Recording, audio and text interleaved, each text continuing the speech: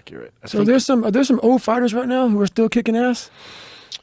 Yes. Jan Blachowicz, Glover Teixeira just lost the light heavyweight title at 42. He won it at 42 and then lost it to Yuri Prochazka in a very, very close fight. Yeah, he's 33.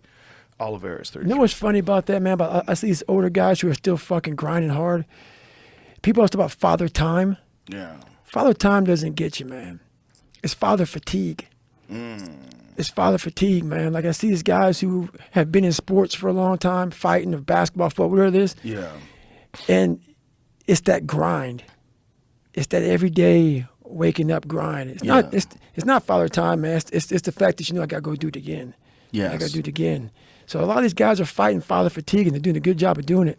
I think there's many factors. There's father fatigue, there's father enthusiasm. That's right. But then there's also injuries. There's so mmany of these guys are fighting with fucked up backs and fucked up knees and fucked up elbows and fucked up hands.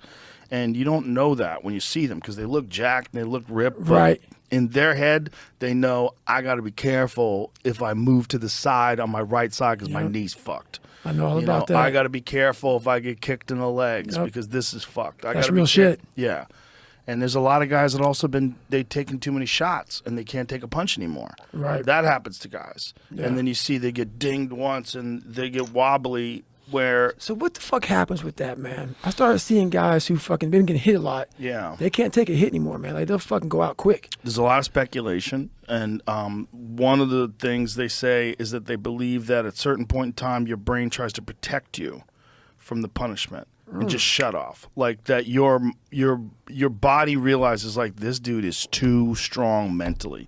He's too tough and he'll just absorb shots and is just ruining our brain. So when you get hit, your brain is like, check please. Wow. And your brain will shut off. And then that's an optimistic perspective. Got it. The other less optimistic perspective is that you're destroying your mind and that your mind is simply not resilient anymore and you can't take a shot anymore because you've damaged all the connective tissue that's holding the fucking brain in place and you've also created so much CTE and so much swelling and so much that one shot can take you out. There's also, on top of that, one of the big problems with MMA is the weight cutting.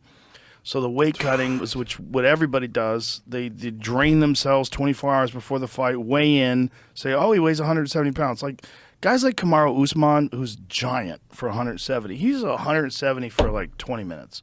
How much does he weigh? Like walking around the street? 200 pounds. 200 pounds, easy. So does he come back in the ring about 190, 200? He's in the 190s for sure. Damn. Yeah. Lean as fuck, shredded. Lean as a motherfucker. But dehydrated like hell to make 170. He's not ever really 170. Wow. He's 170, but like totally sucked up. I mean, also cramping. It's terrible to do that 24 hours before you have a cage fight. Is so crazy.